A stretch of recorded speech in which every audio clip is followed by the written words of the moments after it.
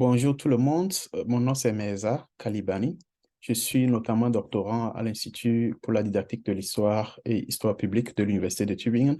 Il m'a été demandé de vous présenter brièvement les recherches que je fais en Allemagne et il m'a été accordé 5 minutes. 5 minutes n'étant pas beaucoup, je remercie tous les organisateurs pour l'invitation et je vous salue tous en commun malgré vos statuts respectifs différents.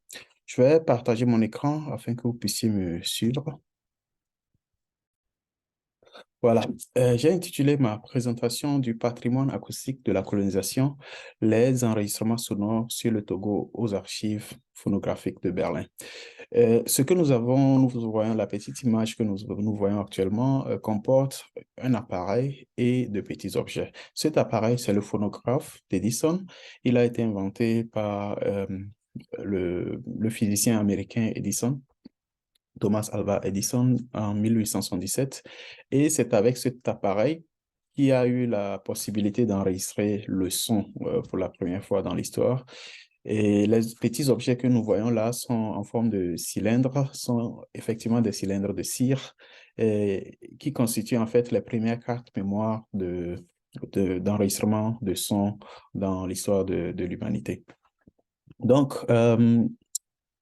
quand cet appareil a été créé, il a été utilisé un peu partout dans le monde.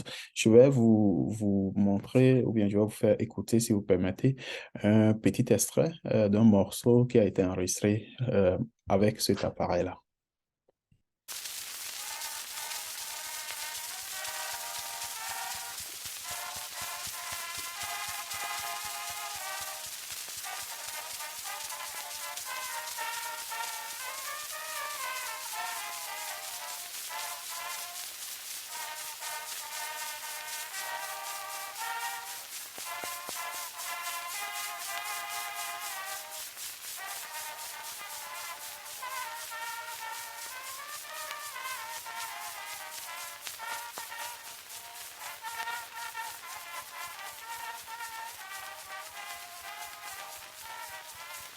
Voilà, c'est un peu comme ça que ça continue. Ce morceau a été produit par un certain Schlunk au Togo en 1909. Il s'agirait de la chorale de la CVJM à Lomé dans les années 1909-1910. Voilà, et ça nous vient des archives phonographiques de Berlin. Et il n'y a pas que ces archives-là, il y a plusieurs autres archives en Europe qui ont ce genre de musique, notamment sur le Togo. Donc nous avons principalement les archives phonographiques de Berlin, les archives sonores de l'Université de Humboldt de Berlin et les archives phonographiques ensuite, les archives phonographiques de Vienne et le Musée de l'Homme à Paris et la Maison méditerranéenne des sciences de l'homme à Aix-en-Provence. Et c'est juste quelques principales archives qui ont d'aussi vieux documents. Sinon, il y en a d'autres qu'on pourrait citer aussi. Et en ce qui concerne le Togo, j'ai répertorié en Allemagne seul, principalement dans les deux grandes archives, les archives phonographiques de Berlin et les archives sonores de l'université, de la Humboldt Université de Berlin. J'ai pu répertorier à peu près 200 objets de ce genre ou bien un peu plus. Ce sont des objets maintenant digitalisés et les choses comme, premièrement, au début, ça a été enregistré sur des cylindres de cire, mais il y a un procédé pour pouvoir les digitaliser. Il y en a, ils ne sont pas tous digitalisés, mais c'est digitalisable à l'heure actuelle. Et si vous voulez, on peut écouter aussi d'autres extraits. Ici, par exemple, Archive EV, qui a été fait en 1909 par trois scientifiques de la musique.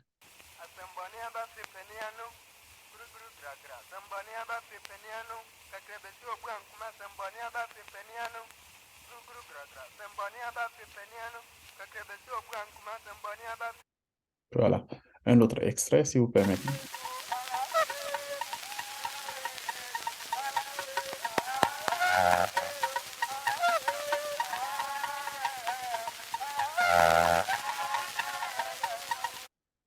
Un autre extrait encore.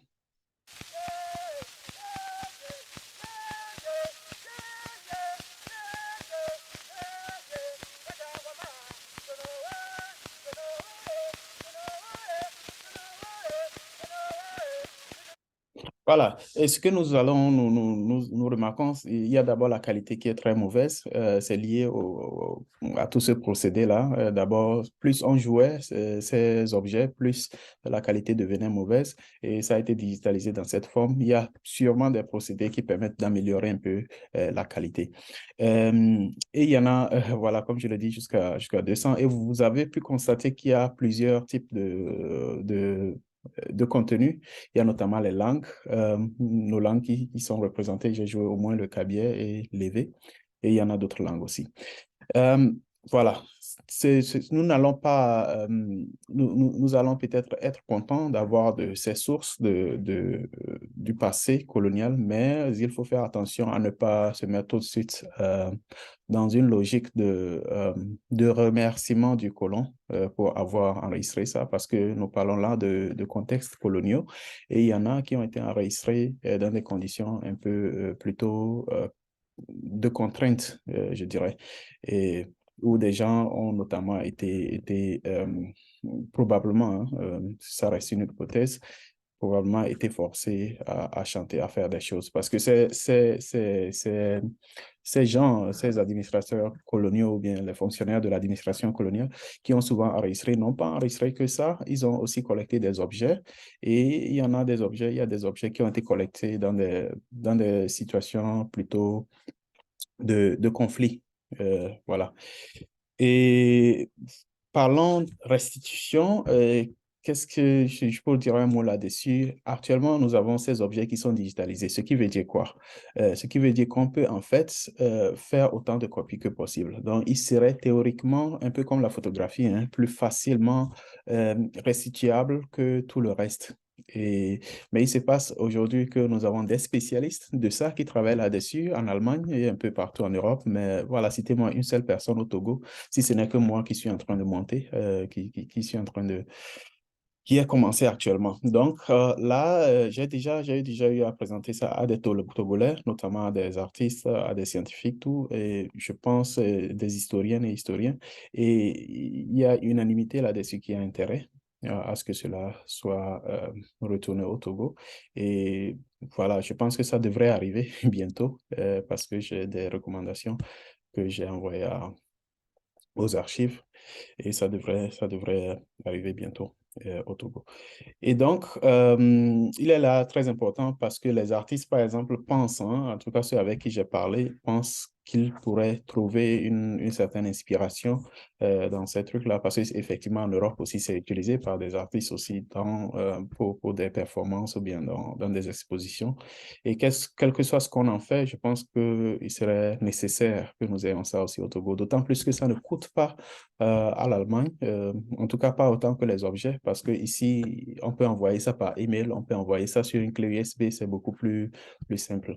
Donc, c'est ce que j'avais à dire. Merci beaucoup pour votre attention et si vous avez des questions, on pourrait discuter autour durant tout le temps qui nous reste. Merci.